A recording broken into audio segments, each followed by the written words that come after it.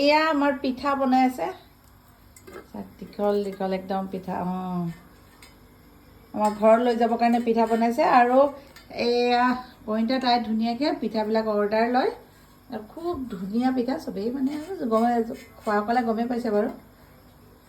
এই পিঠা মোক দিছে দেই গৰম গৰম পিঠা খাব আগত অকণমান জুইত দি লৈছে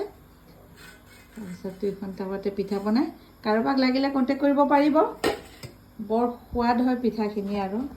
এতিয়া খাওঁ বাৰু ন নোখোৱাকৈনো কেনেকৈ কওঁ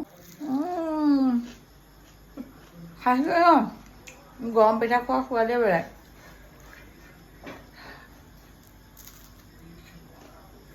পেপাৰৰ নিচিনা পাতল মোৰ বহুত ডাঠ পিঠা খাব ভাল নাপাওঁ ন মই নোৱাৰোঁ ডাঠ এয়া পিঠা পাতল পাতল হ'ব লাগে